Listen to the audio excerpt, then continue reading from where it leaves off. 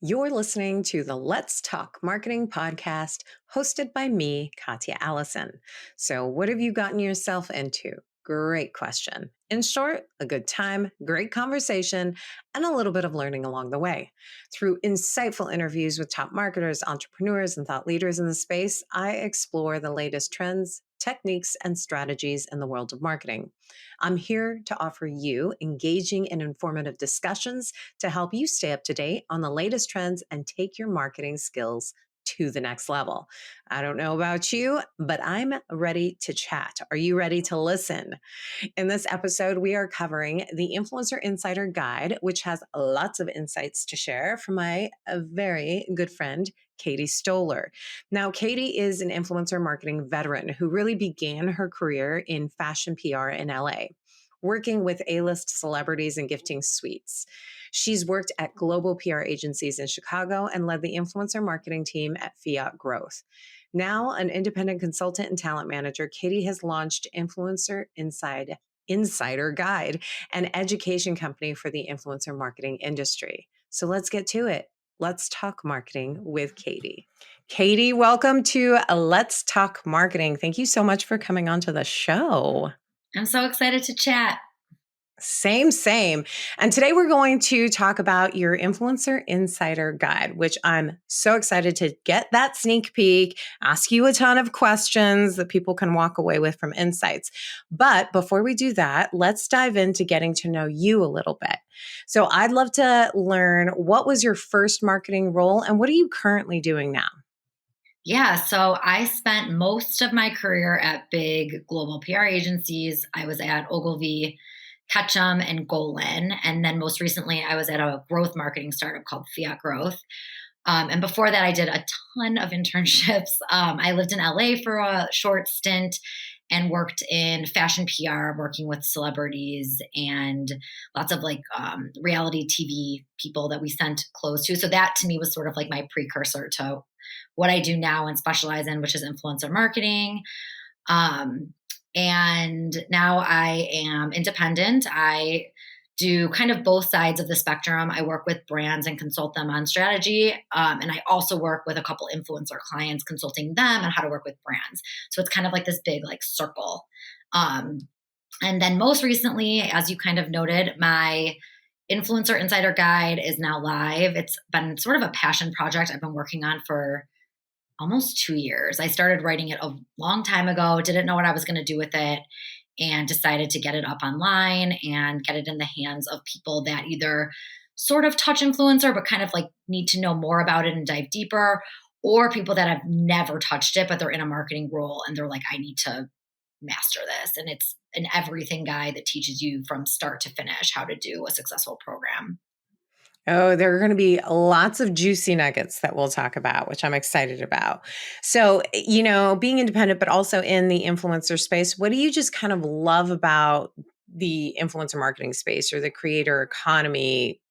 Yeah, or creator economy in general. What do you love? But conversely, what would you pluck out of it and be like, okay, if I could never do this part, it would be perfection. So what do you love? I feel like I never gave myself permission as a woman and a kid in growing up to be someone that just loved celebrities. I think it was sort of taboo and kind of ditzy or you seemed stupid or whatever. But I always loved Hollywood and movies and celebrities. And I didn't want to go into the path of making them. I just was obsessed with the culture. Yeah. And the fashion and the beauty, and just I loved it. And I think after having that internship in the middle of Beverly Hills with celebrities walking in and out, I was like, this could be a job. This could be a serious job. I knew I wanted to do something in the communications. That's what my degree was in, field. And I thought PR just because it's communicating to the masses. But I didn't think, I just didn't know what that meant. And it's funny because it was 2009. So as I'm having all these thoughts, I graduated 2008, 2009 was those first couple internships. As I'm having those thoughts, literally behind the scenes, influencer marketing is starting to form. Its birth is happening. So the stars kind of aligned, and I went back to school and got a master's in PR and advertising in Chicago and got in with my first agency. And as all this is happening, Facebook's turning to monetize more. YouTube is taking off with these like vloggers. We're starting to like slowly talk about like paying people money, but we're not really sure Yeah. what we're paying them for and like, what that means. Like, everything's just sort of happening. And it just like, I don't know, 2014 rolls around and it just took off. And that's, kind of like Yeah. where everything went crazy. And I guess to your second part of the question of like, what don't I love? I mean, I love the storytelling, the relationships that like, I always call it that like, perfect match of a perfect brand and a perfect content creator telling a perfect story. Like that's what I live for. The side of it that I don't love as much, but I know it's important is sort of, more of the like CPM and in conversion. And I know like, brands need that data to like Yeah. continue to spend money, but it takes away from like the essence of what the industry was built on, which is connecting fans to tell why they're fans and to, recruit more fans. So I'm trying to marry the two, the like kind of like qualitative, brand awareness side with the more like hard data, raw, understanding of what we're doing side and why. But yeah, I think it's like a journey and it's constantly changing because these platforms literally change every 5 seconds. So Yeah, if they're not changing, they're adding one more platform that you then have to learn. Or do you need to learn? Is it just going to be a thing for the next few months? Is it what everybody's going to be talking about, but then it goes away? Like, it's a step in Clubhouse. Like, that was all the rage. You had to be in Clubhouse. And now I don't think that I've opened the app in almost 2 years. Clubhouse is So, such a weird one because like I feel like people like you and I are sort of in the same like peer group of, yeah, work and stuff. But I just feel like we went hard on Clubhouse. Like I don't know. very hard. Well, I mean, my husband was literally like, your phone is glued to your hand, like more than Instagram, more than YouTube. Like Isn't it I was wild? so deep into Clubhouse culture. Like it's crazy. And then one day it was just over. Like it was. I think that, I promise we won't make this the podcast about this, but I do think like there's a Clubhouse element and like a social element. Like I feel like I could see what they were trying to do, and maybe this is just not the iteration of it. I do think that there's going to be a next kind of wave that marries like the podcast style, the audio style, right? With like social networking. I don't know what it is. So like somebody will develop it and then we will also go hard on that. But speaking about social media networks, I think that as marketers, we kind of have to stay up to speed, especially in this, the digital world where everything is evolving so quickly. So I'd love to know, what social media networks do you go to for inspiration, entertainment, and or education?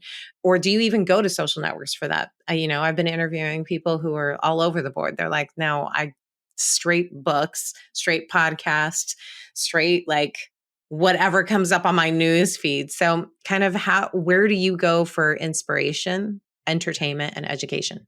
I find this conversation so interesting because like you judge people, like you see someone and you're like, oh, that person probably does this. And it's like people have their own like, repertoire of what they do every day. And it's all so like different and interesting.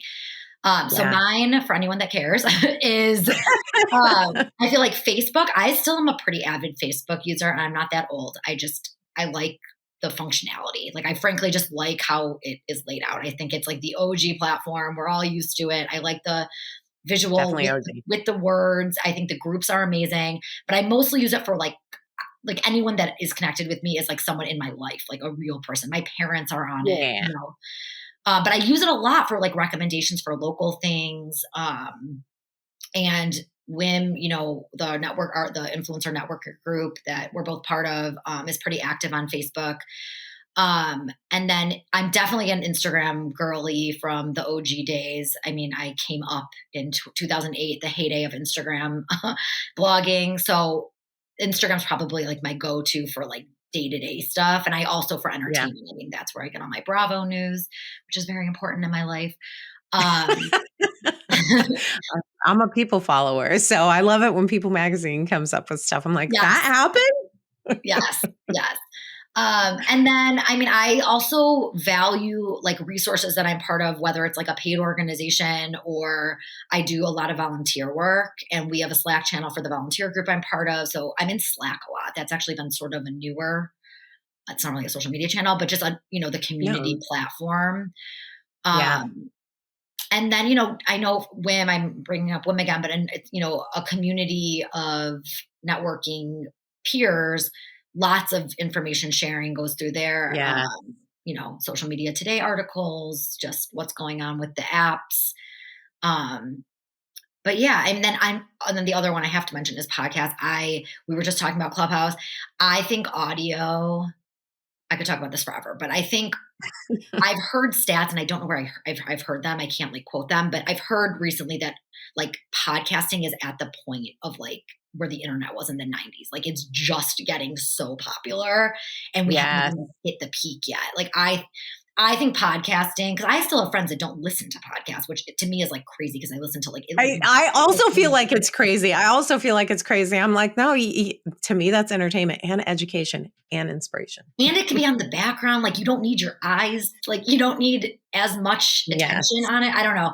So I think we're not even like nearing the podcasting heyday. And I think that there will be more like social short form, maybe type audio only apps coming out. But I love Agree. myself a podcast. Same, same. We'll have to exchange the podcasts we listen to. I actually would say that I go to them. I've tried for, well, no, there are a few business podcasts that I will follow, but to me, it's such easy entertainment. I love it. It's like an easy, like tune in, fold the laundry, walk the dogs, like cook dinner. Like it is true. It is something that you can have in the background versus a show where there are those silent moments that you have to go back and take a look at. And I don't know. I always feel productive when I'm listening. I'm like, okay, I've made myself a little smarter for 20 minutes. Right. And this is also the inspiration to this podcast as well, too. You want to be able to like share nuggets with people in like bite-sized forms. Now, we've talked about the social networks that you go to for inspiration, entertainment, and education. But again, like where would you go to stay up to date on trends specifically? Is there a newsletter that you subscribe to, a group that you're like, I got to give a shout out to this group? Like where do you stay up to date on trends? I think, I didn't even mention this in my last answer to the question, but I think LinkedIn is pretty much my like main source of industry news. Nice. I always have a LinkedIn window open. And I think LinkedIn's becoming like just so much like better than when I think of it before, it was like just when I was looking for a job, that was the only time I'd go on there. But I just thought I feel compelled to write on it. I feel compelled to comment. Like I feel like I don't know if it's a functionality thing or if it's just like kind of a cultural thing, but I just feel like it's such a great place to, get into it on topics. But I feel like majority of my news either comes from like people posting and, and the algorithm is as such still where it's very discoverable friendly. So you don't just Yeah. see stuff that like your friends are posting. Like you'll see, I'll see something that like you liked and then I'm like, oh my God, I don't know who this person is that she liked, but I love this person's post. Yeah. So I'm going to follow them. So it's very like you get in there and every time I'm on, I follow at least like 2 or 3 new people. Yeah. Um, and then the newsletters that come out of LinkedIn, I get invited to probably like a couple a day and I delete most of them because they're usually not super relevant. But every once in a while, there'll be one on some sort of marketing or creator economy thing that I'm like, I wouldn't mind like taking a peek at that in my inbox every day or every week. Yeah. So I've found a couple from there that are pretty useful. But yeah, I think LinkedIn's probably my number one spot for like industry trends. I love it. It's also turned into, well, this is going to sound silly. I was going to say it's turned into such a community engagement platform as well too. One of the things that I noticed that LinkedIn has come out with is they've got like these LinkedIn AI groups that create posts. I don't know if you've seen these, or they create articles. And in the articles, in Yes. between all of the content, there are spots for people to engage. And I'm Mhm. like, that's freaking genius. I got to figure out how to do something like that. Yeah, that's like when they ask you, right? Like you've been requested to like put a Yeah. quote or something. I've never done it. I see them come up. I should do it. Oh, I feel like that is kind of it. That's a good merriment of AI and like people, Yeah. I actual love that. people. I didn't realize that those were AI written. I knew it was like a collaborative thing, but I didn't realize it was like an AI piece where like then humans come in and like weigh in. I think that's genius. I believe that it is, but if not, this is how rumors are started. You heard it here I first. mean, I believe you. So Okay, so let's dive into talking marketing, right? Let's talk about your influencer insider guide. I love a sneak peek, but first of all, why? Why even create this piece? Like, what made you do this? What was that kind of inspiration? So totally honest, I'm one of those weirdos that like when inspiration strikes, I like pop out of bed or I like stop what I'm doing. And I mean, I have like notes and notes and pages of like business ideas and business plans. And like, I'm one of those like people that like, I can't shut off my brain. And it's definitely a blessing and a curse. It's not, that's definitely not to brag. That's kind of embarrassing actually. But, so literally middle of Not the night, embarrassing at all. Toot that embarrassing, horn. weird, quirky, whatever. Yeah. I like popped out of bed like 3 a.m. one night and was like, I'm going to write this book. Like I was calling it a book for a while. And Yeah. I started just like laying out chapters and writing down thoughts. And it just kind of sat in my computer. And every job I've been in the past, however many years, I've always either contributed to some sort of influencer playbook or at my last job at Fiat, I was responsible for the entire department. So I put together the entire framework and I kept writing this book like over and over and over for different companies. Yeah. And it was always kind of like, tailored to that company and more high level. But I noticed as I was writing it, I had so much more to say than what I could put in a slide. And Yeah. always the feedback when I would write these little guides or, playbooks as we were calling them, my feedback was always like, you have way too much content on each slide, which as we all know, you Yeah. should have like 5 words on a slide. And I was writing like paragraphs. So I think that's where my like middle of the night idea came from. I was like, I got to get this out of my head. Like it's Yeah. 15 years of experience. It's millions of dollars of brand deals. I've worked with probably thousands of influencers and celebrities. I'm like, I got to get this out of my head. So it was almost like a selfish like therapy thing for me to start doing it. And I got laid off from my last job in February and I was like, what am I going to do like immediately? Like what's something I can do as I like either look for jobs or start freelancing?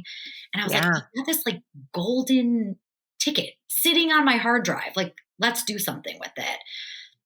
So to speed this story up, I ended up having a mentor session with someone through WIM. And her and I were talking and I was giving her advice. And as we got to talking, she was like, have you ever thought of doing courses? You have so much to say and you're so Yeah. passionate. She noticed that from me within 5 minutes of talking to me. And I was like, yeah, I like the idea, but I always thought the word course just had a negative connotation. To me, it was like a money grab.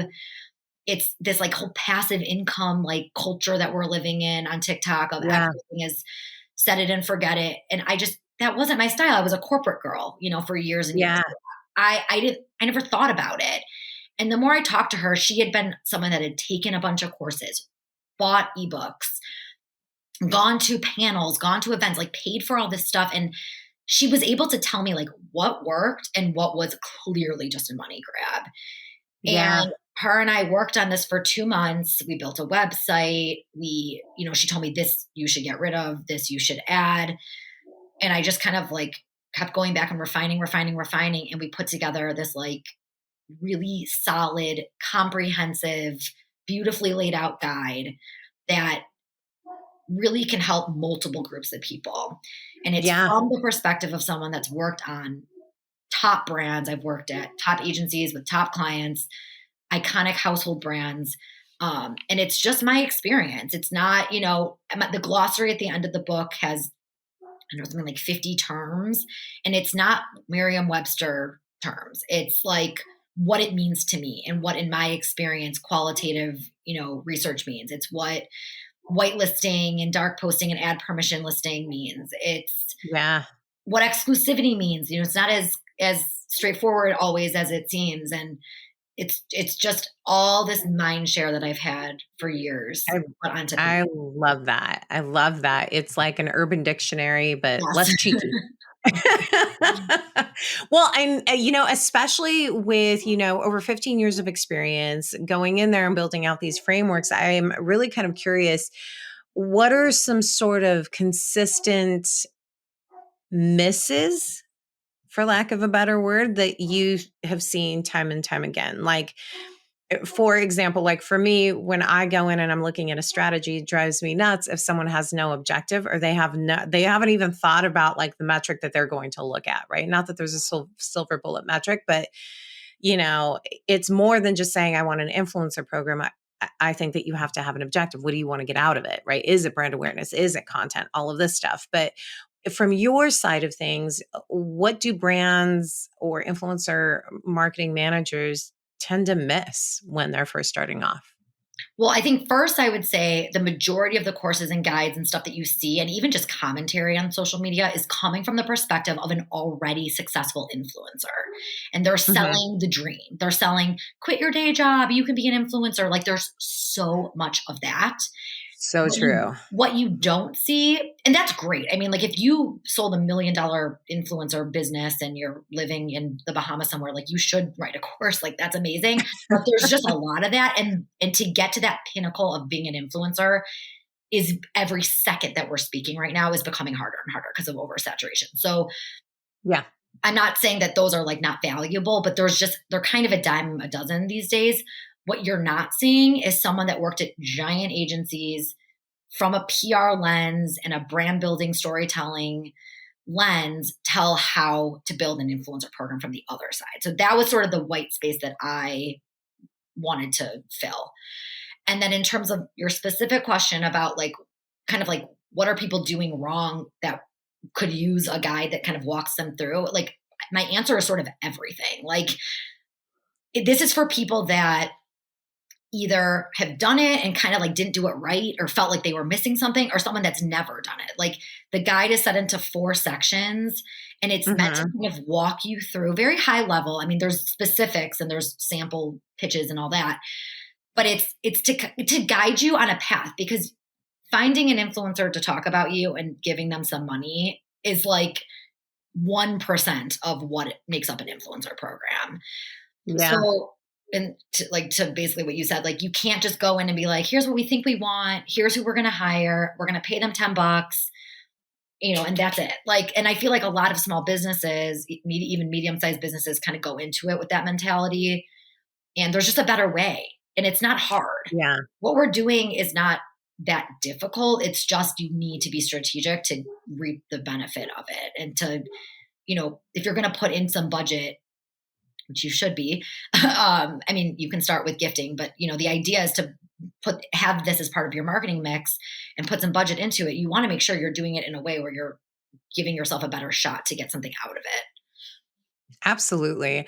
I also think, like, to your point, small to medium sized businesses, but also a lot of different sized companies do go into it thinking, yeah, we're going to do this. And they're really quick to pull the plug if it doesn't work immediately. And this is like, I always talk about it. I'm sure I've said this in another podcast, whether I'm interviewing or being interviewed, but I really feel like influencer marketing is like people SEO. Like, you have to be able to give it time and you have to be able to like nurture relationships in order to really be successful, on top of obviously knowing what your just kind of objectives are. I am really just kind of curious, what advice do you give to people who are trying to find their ideal influencer to be their brand storyteller? So everyone talks about target audience, like, that's like a pillar of figuring out your marketing strategy. And I think target Yeah. audience is so important. It's kind of like what the brand is built on. Who are these customers that are going to keep coming back? Provide the LTV and just be Yeah. kind of your like forever customers. But I also think there's something interesting with influencers about an aspirational target audience. So I kind of talk about that a little Mhm. bit in the guide, but it doesn't necessarily, your target audience doesn't just have to be your like existing client base. And that's what influencers can be used for. They can kind of help you find those aspirational people. Maybe you like really want a younger demographic and you're like scared to go on TikTok, but there's a whole world of, new customers on TikTok that you haven't touched, and like use influencers to kind of introduce it to that world, to that platform. So that to me, that's the best starting point. It's either an existing brand that already has like a proven track record of who is buying and who is engaging, and then who Yeah. are the people you want to touch that you haven't touched yet, and how can influencers kind of take you there and be the vehicle to get you in front of those people. Yeah, I love that. I also, well, now I'm also curious, do you think it's a numbers game when working with influencers? And what I mean by that is it, in order to be successful, you should work with 1,000 influencers, or do you believe that you can work with 100 solid influencers? Like, is there any should I be looking at how many influencers I'm bringing in to have a successful program? It depends on the size of the business and like the size of the budget, because like ideally you'll have an ambassador program where it's like anyone that wants to like be your voice. Like they get a code, they maybe they sign a contract that they're going to post like every quarter or something, but like ideally you have some sort of like army of people, and they don't even have to be influential. They're just like people that are shouting you from the rooftops. Yeah. Like, that's, I think, a huge amazing thing to include in your marketing plans. But not all brands can do that. Not all brands like can afford to bring those people on and even give them a cut like of affiliate dollars. Um, Yeah. so it's not like crucial, but I think that's like a really great like base point to start. And then with micro to celebrity these days, like none of it really matters, to be honest. I know that's like, oh, people are like shocked to hear that, but like it doesn't matter because the algorithms are just have decimated organic reach. So like you can have someone that has 1,000 followers and you can have someone that has 10 million. And like, I mean, obviously the person with 10 million is going to have more views, but like it's just not how it used to be, where like the 1,000 would get, 900 views and the million would get 999,000. Now it's like the person with the really big following might get really crappy views. And then like, why did you just give them $100,000? So Yeah. organically these days, nothing is guaranteed. That's kind of like what I tell my clients and, talk about in the book, is just organic alone is purely brand awareness. It's purely matching personalities, building up a content library, getting your name out there on social, but it's really not like a tangible thing you can count anymore, or I wouldn't Yeah. recommend it. However, the importance of finding the right people and getting the right contract terms to then do more with the content using paid Yeah. tools is 100% the strategy that everyone should be using. Because Agree. without that, like, ability to have that control with the paid tactics, it's just, you just don't know. Like, these platforms have kind of taken away, it's almost kind of sad, but they've taken away the ability to like spread your reach organically. And I mean, we can go on for if that's right or not, but that's why there's amazing paid strategists out there that can really help you spread your message to the right target, to the desired target, to new targets. They can do it on a location based plan. And that's really where the like conversion piece comes into this. We are definitely going to get to conversions because I got questions about that for sure. But I do kind of want to just double click into what you said about it's doing more than just organic. What do you mean by that? Is it I mean, you mentioned obviously paid, but what else can I do with it? I'm sure that anybody that's starting off and is listening right now is like, okay, well, great. But what do you mean, Katie? What do you mean I can do more with it? What else can I do? Oh my gosh, there's so much you can do with influencer content. And this is why knowing how to like read and write a contract is so important, because you need to give yourself the flexibility to not just be like, post a reel for me and it'll go live and then people will forget about it and that's it. Or even more shocking is like do a story frame and it's like 24 hours. That's all you have. Like make them turn it into a highlight, do something more than just like, I get so scared when people just do it like a quick story sequence. I'm like, you have 24 hours to do anything. That's not a lot of time.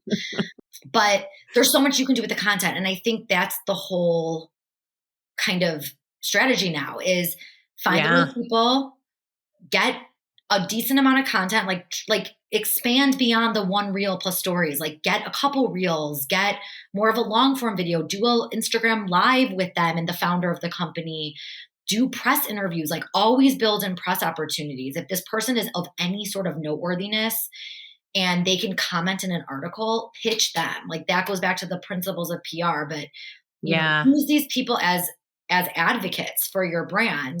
Can they show up at an event? Can they go to a trade show? Can they do like a pop-up at a farmer's market? Like, I mean, there's so many opportunities to use influencers in ways beyond social media, in ways just beyond them posting once for you. And then what I meant before with the paid stuff is if you have a budget of $10,000 do not spend $10,000 on the influencer. Spend Yeah. $4,000 on the influencer and allocate the other 6,000 to paid. And that was just an example. Don't take that exactly. But I mean, They're walking away from the podcast or we're like walking while 10,000. Okay, listening to that's the the number. podcast. They're like 10K. Katie told me this is how I should divide it. But it is true. It is taking a look at what your overall budget is and not thinking that all of it should be spent on an influencer. It is all about kind of amplifying that influencer. And also it serves the influencer well too. And that goes back to like what I was talking about in regards to like a relationship, right? Like if you're also helping them out, they're going to help you. All of a sudden you're a team and you're on the same side. You have the same goals. You both want to grow and you both want to get like a bigger bottom line when it comes Totally. down to it. And that actually reminds me of back to what I was saying about affiliates and like ambassador programs. Like I have a Yeah. client, influencer client that I'm working with that the majority of her revenue, she doesn't do that many branded deals anymore. She's pretty big and like has been around forever. Yeah. But I was kind of like, when I first met with her, I was kind of curious. I'm like, how do you get paid? Because she doesn't do that much sponsored content anymore, like maybe like once a Yeah. month. But I was like doing the math in my head because I know how much these, people charge. And I'm like, she couldn't be making more than like, I don't know, like $5,000-6,000 a month. Like, I know that she's making more than that. And we were talking and she said her most lucrative deal is a skincare thing that she discovered that nobody else was talking about. And she just sort of Yeah. cornered the market on it. She loved it. Like she was using it. It's, I don't want to give too much away because I don't want to give who she is away, Yeah. Yeah. but the specific purpose of what she was using it for was like unique. It was like after workout product that like removed oil, and nobody else was using it. I don't know how she found it on a trip or something. And she was their number one salesperson, like above the actual salespeople in the company. Yeah. Every time she posted, she would sell like 10 or 15 tubes and she would post like once a week. And she was getting, I don't know, 20% commission. I don't know. It was like a high commission. And that was her like main stream of income, which like most influencers would die for that. I mean, that's amazing. Yeah. She was already posting. But that's where I think the industry is more headed. And that's kind of what I'm guiding other clients to do is like find that like golden product where you can build a relationship because it's so mutually beneficial then. They have their like Yeah. top sales gal and they don't need to micromanage. She's just doing her thing on social. And then for the influencer, they're not having to like kind of cloud their feed with so much sponsored content because they just have this kind of regular stream of income coming in. Absolutely. I'd also say, the key, especially in that example, which is a fantastic example, is it's authenticity. Like she's used it. She loved it. She wasn't asked to post about it. She's like, oh my God, this is a game changer. Yeah. And who doesn't feel that way about some sort of product in their life? I think that we can think of like, if you really take a moment to think like, what would you want to get free as far as like a product because you love it so much? Like that is essentially, I think, like the key to really successful programs as well as finding someone that can authentically represent your brand as well too. Because I would imagine it's also less work for the brand to be like, oh, can you post this? Can you post that? Like she's very invested in it. So like, and it's easy for her, right? Like, and if she's posting anyways, like I don't want to say it's easy as if there's no work for her, but like, that is truly like the relationship that you're looking for, I think. Totally. And I feel like, the naysayer in me, and I'm sure if people are listening are like, oh, it's not fair. Like she gets to get paid to use something she already uses. But like if you like the payment piece or compensation piece comes in the fact that she has nurtured her audience for 10 plus years to trust her because she only recommends things she truly loves. And she's done that with integrity for the last 10 years. And now she's at a point where like that is paying off. She's able to do what she does and was doing for free for many years. And she's been able to monetize it. And, like the layman might get a little bit of the ick when they hear that this is kind of how things happen. Cause I don't think general public people realize that some of these deals are going on. But I just think of it as, a more authentic way of like watching a commercial or, yeah. You know what I mean? I mean, it is kind of like unfair in some ways that like she's using a product she would have already used, but she's getting paid, X $1,000 to do it. But it's just an interesting way that our kind of like culture has changed. And and the benefit is that she's spent so much time curating this audience and really getting the trust that she's able to now get deals like this. And it's amazing. I think it's just such a benefit. And, and maybe there is space for a lot of people to do it, but I think it's also like what people get the real ick for, in my opinion, are the people who are just doing paid partnerships, who are out there for like their whole feed is that. I've actually stopped following certain people because they do so many partnerships. I'm like, I like it when things are just seamless. You're talking about it. I'm curious about it, and you're going to answer questions about it. I think that those are like the most fascinating things. Yeah. Personally. People that are still trying to like sneak in the ads, I'm just like, it's 2023. Like the 6-year-olds on TikTok know what you're doing. Like at this point, like there's Yeah. nothing else. Like these days is just like like the 2016 era of being able to like put hashtag ad and tiny writing and translucent, at the bottom. Like those days are over. We all know. I totally agree. I respect a creator so much more that's like, I'm going to talk about this product. They reached out to do a partnership and here's why I like them. Like that is just so much more, it just makes me feel so much better. And if I don't want to watch it, I can skip. Most of the times I like to watch because I'm just curious kind of how they interpret the brief from a nerdy like marketing person. But like giving your audience the ability to skip on stories or swipe up on TikTok, whatever, and go to the next thing, I think is also kind of like a nod to being like, you guys know I have to do this. Yeah. This is part of how I make money, but feel free to skip if you want, type of thing. Exactly. I'm giving you choose your own adventure. Yes. Yeah. I mean, I do. I think like those are also the influencers and creators that give you those conversions, which leads me to, I promise my second to last question. I know we're going to go over time, but this is just too juicy. This is too juicy. But I would love to hear your opinion or your thoughts on, because I hear this a lot, and I just read this on a post as well, that influencer marketing is only a top of funnel strategy. Before I give my opinion, I'd love to know what your thoughts are on that statement. Influencer marketing is only top of funnel. It's so nuanced. And like, I'd like to just be like, yeah, it's brand awareness, it's PR. Cause like, that's the part of it that I love. But there would be no more brand deals if that was true. Cause brands would be like, I'm not just doing this for like straight brand awareness. And then we're just washing our hands and moving on to the next. Like we used to do that. I used to get clients to give me like 60 grand for a month and would find like 3 influencers, pay them each 20K. And then my recap to them was like, they did great. They had 2% engagement. On to the next. And the brands were like, great work. Like fantastic. Like, and everyone's just like shaking hands and looking at the content and being so excited that it's on an influencer's page. Like, and that was like enough.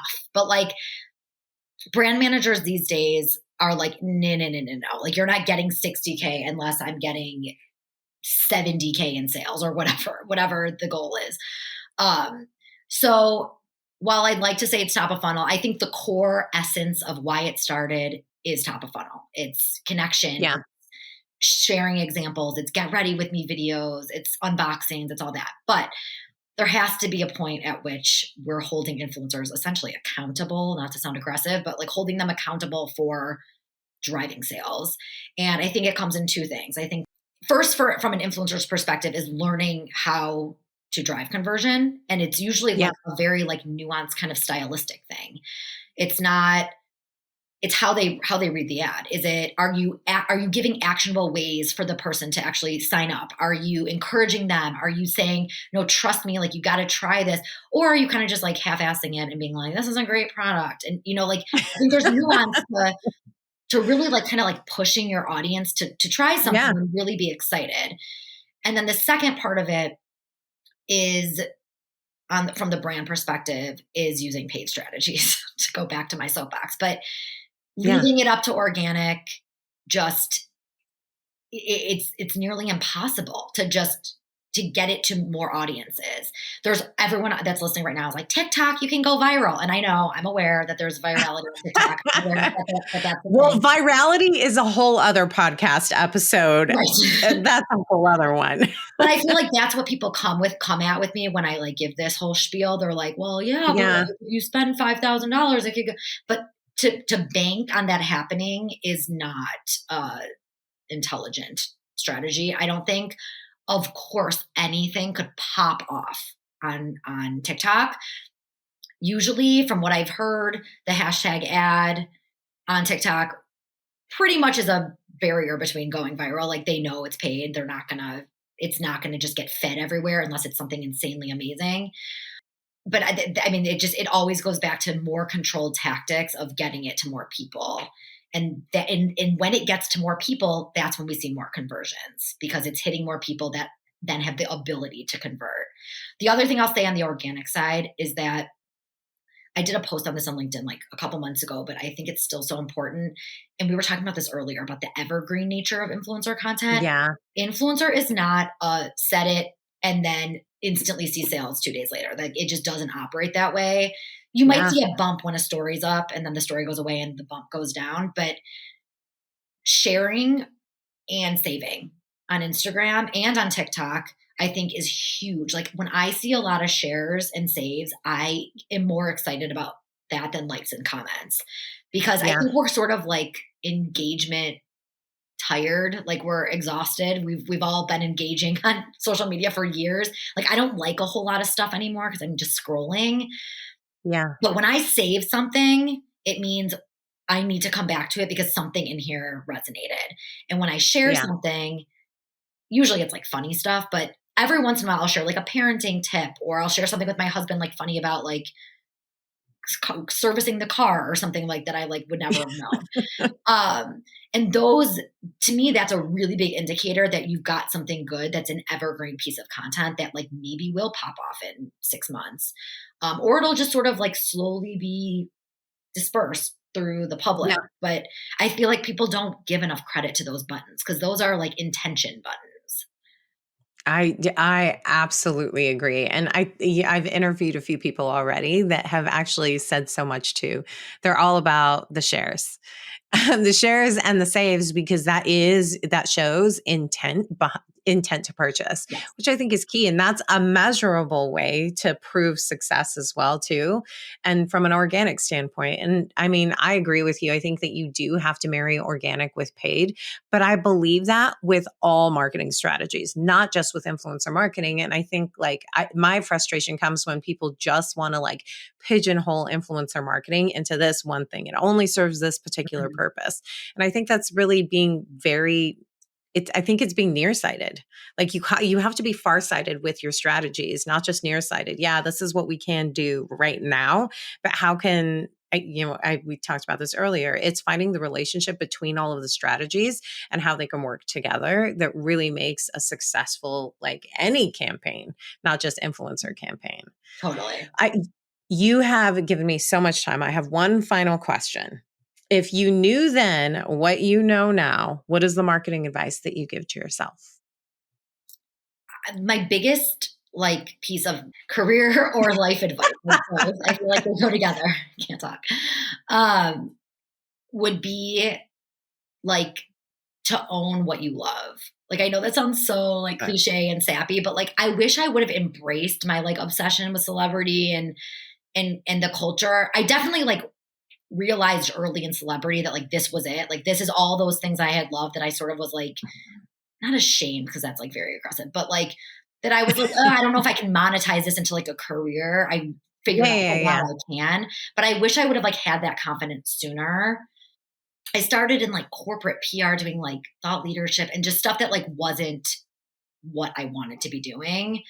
And I'm totally glad I did it. Totally glad I went down the agency route because I learned so much and did it from a very like strategic and business focused way.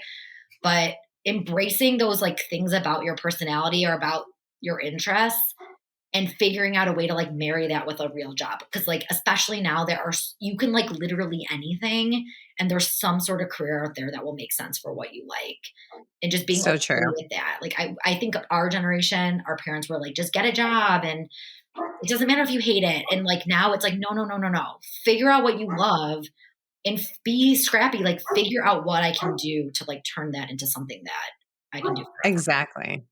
Exactly. Well, that is great advice. You dropped a lot of really fantastic nuggets and insights, and I really appreciate it. I also really appreciate that I took so much of your time, Oh my God. more than Thank I had you. scheduled for you. So I apologize. No, I'm going to blame you because you're a good conversationalist. I can't. So that's really I what it definitely is. have that like problem of zipping it. So You and me both, sister. You and me both. Well, thank you again so much. I really appreciate you taking the time and just sharing your knowledge with us. thank you so much. It is clearly obvious that Katie and I had a really great time chatting with one another. I could literally talk to her forever. But here are your key takeaways from today's episode. Number one, she was inspired to write a comprehensive guide on influencer marketing based on all of her years of experience in the industry. And the guide is really based on that experience working with top brands and agencies. Now, it's a comprehensive overview of influencer marketing, including industry terms and best practices, and it has a lot of insights and is really meant for anyone in the industry at different stages of running an influencer marketing program. Number two, building a successful influencer program is not just about finding an influencer to talk about your brand and giving them money. It's important to have a clear objective and metrics in mind to approach influencer marketing strategically. Now, this includes understanding the role of influencers in brand building and storytelling, and really developing a comprehensive plan that goes beyond simply just hiring an influencer. Also, we're running into sort of this oversaturation challenge in the influencer space, which means it's becoming harder and harder to stand out, making it all more important to approach influencer marketing strategically. Number three, the ideal influencer for a brand should not only cater to their existing target audience, but also help them reach their aspirational target audience too. A little known fact, influencers can introduce brands to new platforms and demographics, and brands should use them as a vehicle to get in front of those new audiences. It's a little influencer marketing hack for you. It's important to be strategic in selecting influencers that aligned with your brand's value and messaging, but also has the potential to expand your brand's reach. Now, I'd love to hear what nuggets of insights you walked away with from today's episode. Subscribe and follow on LinkedIn, YouTube, Spotify, or wherever you listen to podcasts. A special thank you to my podcast producers, the amazing team at Content Allies. If you want to learn more about them, shoot me a DM. I am obsessed with them, so I'd be happy to share all of the details. Check out the episode page to learn a little bit more about Katie and how you can get in touch with me as well. Thank you so much for spending time with me today. Until next time, may the conversation flow, the laughter linger, and the outlook remain optimistic, but grounded in reality. This is Katya Allison signing off.